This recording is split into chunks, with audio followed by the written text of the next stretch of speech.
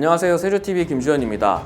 비거주자분들이 정말 꼭 확인하셔야 되는 판결문을 입수했습니다.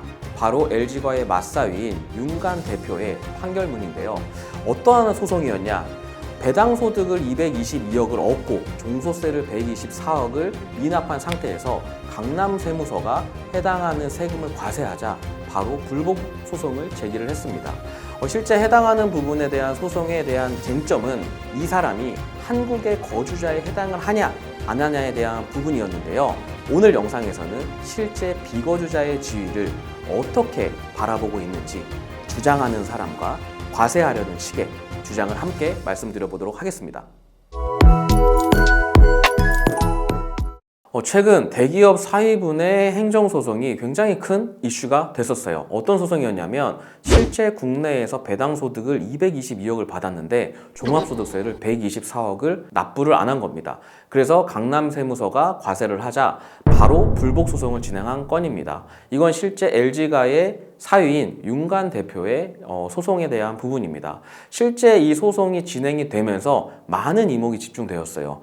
내가 미국 시민권자고 한국으로 오가며 일을 하고 있는데 내가 과연 한국의 거주자로 해당을 하는지 혹은 미국의 거주자로 해당을 하는지에 대한 부분이 굉장히 혼란스러운 부분이 많이 있거든요. 그러다 보니까 이 사건의 핵심 쟁점은 윤 대표님이 과연 소득세를 낼 의무가 있는지 없는지였습니다. 실제 우리나라 소득세법에서는 국내 거주자와 비거주자를 나누는 기준이 뭐냐면 국내에 주소를 두거나 183일 이상의 거소를 둔 개인을 의미해요. 그러다 보니까 많은 분들이 실제 나는 한국에 주소지가 없고 183일 이상을 한국에 머무르지 말아야지 라고 해서 자꾸 해외를 왔다 갔다 하시는 분들도 계시죠. 실제 이분의 비서가 쓴 업무 매뉴얼에는 이 대표의 국내 체류 일수를 160일 미만으로 제한한다 라는 업무 매뉴얼도 나왔다고 하는 게 바로 그 이유입니다. 실제 이분의 국내 체류 기간은 2016년부터 2020년까지 한국 체류 기간은 연평균 162일이었습니다. 소득세법상의 판단 기준인 183일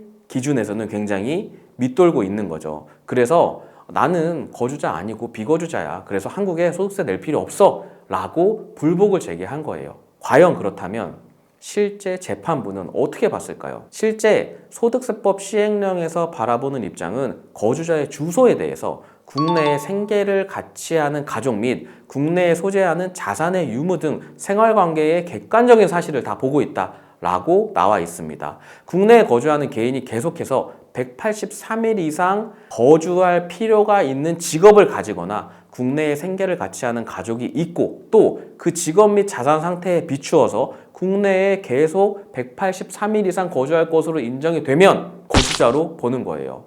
그러다 보니까 이번 판결문에서는 재판부가 대법원 판례를 인용을 해서 거주자와 비거주자 구분은 국내에 생계를 같이 하는 가족이 있고 국내에서 내가 소득을 얻고 재산이 있고 또 이러한 여러 가지 활동을 하는 걸 기준으로 판단을 했다라고 나와 있습니다. 그렇게 해서 실제 윤 대표를 거주자로 판단을 한 거예요. 왜 그렇게 했냐? 이제 윤 대표의 가족분들이 실제 한국에 거주하고 있고 그 가족분들은 실제 2020년까지 미국을 방문을 한 적이 없다고 합니다. 또 실제 윤 대표가 2016년부터 2020년도까지는 계속 국내에 주민등록을 유지를 하고 있었고 그 부분에 대해서 실제로 내가 자녀분들이 국내에서 학교를 다녔다고 해요. 그러다 보니까 실제 이 사람이 미국에 자주 가지 않았구나 라고 한국에서 주된 생활 근거지를 가지고 있구나 라고 판단을 한 부분입니다. 또한 실제 이분이 가지고 있는 직책이 BRV의 대표라고 하고 있는데 그 BRV의 대표로서 연차 승진을 하고 연봉을 협상을 하고 또 해당하는 업무를 총괄했다라고 하는 부분에 있어서도 이 판례에서는 실제 거주자에 해당을 한다라고 보고 있는 겁니다. 이 판례에 나와 있는 내용을 보면 이 사람이 가지고 있는 국내 자산 현황 등도 공개됐습니다. 대략 50억 원 정도에 상당하는 자산을 가지고 있고 이분뿐만 아니라 이분의 배우자 또한 여러 가지 자산을 국내에서 형성하고 있다는 점을 들어서 이 사람은 국내에서 통상적으로 활동을 하고 있는 사람이기 때문에 거주자로 봐야 한다라고 이렇게 판결을 내렸습니다. 마지막 부분에 보면은 이 윤 대표가 자기는 한미 조세 조약상 미국 거주자에 해당한다라는 주장도 펼쳤어요. 하지만 실제로 재판부에서는 2015년부터 2019년까지 윤 대표가 미국에 방문한 게 평균 체류 일수가 33일을 넘지 않는 점을 이야기하면서 실제 미국에 있는 주소지는 단기 체류하는 목적의 주소지다 라고 이야기를 하며 1심에서는 국세청에 손을 들어주었습니다. 이 내용을 좀 들어보시니까 어떠세요? 이렇게 큰 금액은 아니지만 실제로 많이 상담을 주시는 분들이 내가 거주자에 해당을 하냐 비거주자에 해당을 하냐라고 하는 부분으로 굉장히 많이 혼란스러워 하시거든요. 제가 이제부터 하나씩 정리를 좀 해드려 보겠습니다. 우리나라 세법에서는 첫 번째, 국적과 상관없이 거주자 비거주자 유무를 판단을 합니다. 실제로 세법상에 내가 거주자에 해당하느냐 비거주자에 해당을 하냐는 굉장히 중요한 의미가 있어요. 왜냐하면 비과세나 감면이 원칙적으로는 거주자한테만 적용이 되거든요.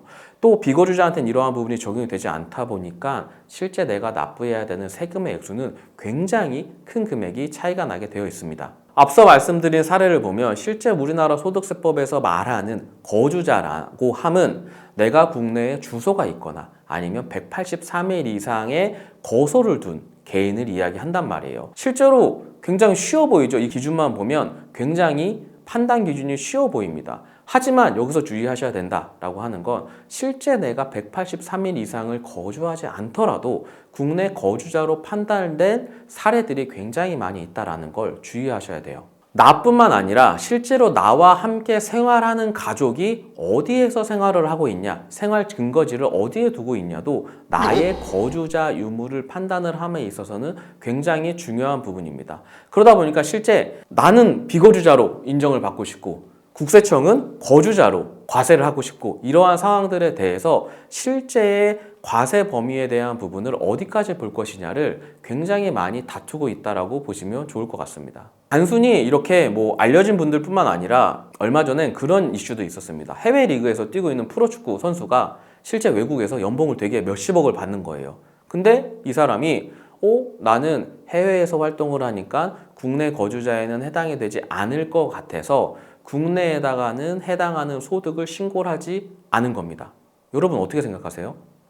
이분이 결국에는 9억 원의 세금 폭탄을 맞았어요. 실제 국세청에서 본 거는 뭐냐면 실제 이 사람은 국내에, 그러니까 우리나라에 생계를 같이 하는 가족이 있고 또 자산이나 직업의 형태가 국내에 많이 있는 거예요. 그러다 보니까 소득세법상 거주자에 해당을 한다라고 해서 9억 원의 세금을 과세를 한 사례입니다. 이런 사례에서 보듯이 실제 내가 나 혼자만 외국에서 활동을 하고 있으니까 나는 비거주자에 해당해, 나는 거주자에 해당을 하지 않을 거야 라고 해서 해외 소득에 대해서 신고를 하지 않으신다 라고 하면 향후에 내가 실제 거주자로 판명이 되어서 내가 내야 되는 세금에 무신고 가산세 등의 세금 폭탄을 맞는 경우들이 많이 생겨나고 있습니다. 그렇기 때문에 실제 내가 소득세법상 거주자에 해당을 하는지 아니면 내가 소득세법상 비거주자에 해당하는지에 대한 부분을 미리미리 검토를 하시는 게 굉장히 중요한 부분입니다. 이 사례 같은 경우에는 나는 국내에 세금을 안 내도 되는 비거주자에 해당해 라고 해서 주장하는 경우도 있지만 최근에는 이러한 상담 문의도 굉장히 많이 들어와요. 내가 김세무사 20년 전에 한국에 아파트를 하나 사고 미국에 갔는데 미국에서 한 번도 들어오지 않았어. 근데 지금 이 아파트를 팔려고 해. 이 아파트를 팔았을 때 나 세금이 얼마 나와? 라고 이제 상담 문의를 주시는 분들이 굉장히 늘어나고 있거든요. 앞서 말씀드린 대로 우리나라 소득세법에서는 거주자에 해당을 하게 되면 비과세라든지 여러 가지 감면을 받을 수가 있지만 비거주자에 해당을 하시게 되면 이러한 부분을 적용을 받기가 굉장히 어렵습니다. 그럼 사례 하나를 드려볼게요. 내가 한국에 있을 땐 거주자였을 거잖아요. 그때 내가 이 집을 하나 사놓은 거예요. 그리고 중간에 내가 미국을 나가서 비거주자가 된 거예요. 그리고 나서 내가 다시 이 집을 파는 시점에 다시 해외에서 리턴을 해서 거주자가 된 거예요. 우리나라에서 주택을 판매할 때 가장 크게 감면받을 수 있는 부분은 바로 장기 보유 공제에 대한 부분입니다. 장기 보유 공제에 대한 부분은 뭐냐면 내가 실제로 보유한 기간과 내가 실제 거주한 기간을 따라서 감면을 해주는 부분이에요. 실제 80%까지 감면을 해주는 규정이기 때문에 굉장히 큰 규정이죠. 그렇다라고 하면 실제 내가 거주자로일 때 시점과 비거주자가 되어 있던 그 중간 시점, 그리고 나서 내가 다시 거주자가 된 이 시점 사이에서 과연 국세청에서는 거주 보유 기간을 얼마의 기간으로 봐주는 게 적정할까라는 부분에 대한 사례가 나와서 소개드립니다. 실제 국세청의 답변은 내가 실제 전체 보유한 기간과 전체 거주한 기간을 합산해서 신고를 하면 된다라고 답변이 나왔습니다. 즉, 내가 비거주자일 때의 기간은 보유 기간에서 빠지는 게 아니라 내가 거주자 처음에서 시작한 그 기간부터 시작돼서 내가 판매하는 시점의 보유 기간 그리고 거주 기간을 합산해서 신고할 수 있다라는 이제 국세청의 판단이 나왔기 때문에 내가 실제로 이제 해외에서 활동을 하시다가 국내에 들어오셔서 국내에 자산을 정리를 하시는 분들은 이러한 장기 보유 공제 혜택이 굉장히 크기 때문에 해당하는 부분들도 염두에서 검토해 보시고 검토한 후에 꼭 주택을 판매를 하시길 바랍니다. 계약을 하시기 전에 이러한 부분을 검토를 하셔야 실제 내가 세금을 얼마를 낼지가 결정이 되고요. 또 나는 비거주자로 세금을 생각을 했다가 만약에 이러한 1가구 1주택 장기 보유 특별공제에 해당을 하시게 되면 내가 내야 되는 내가 생각했던 세금보다 굉장히 적은 세금을 내실 수도 있기 때문에 해당하는 부분도 꼭 염두에 두시길 바랍니다. 다만 비거주자 거주자가 야, 나 이거 혜택 봐야 돼. 그래서 나 잠깐 들어와서 나 또 거주자인 척 했다가 이거 팔고 또 나갈 거야. 이러시면 또 국세청에서 해당하는 부분을 문제를 삼고 있기 때문에 실제 내가 어떠한 경제활동, 자산 현황 이러한 부분들을 모두 다 검토를 하셔서 거주자, 비거주자에 대한 판단을 한다라는 점 또한 꼭 기억을 해주시길 바라겠습니다. 오늘 영상 도움되셨다면 구독과 좋아요 부탁드립니다. 감사합니다.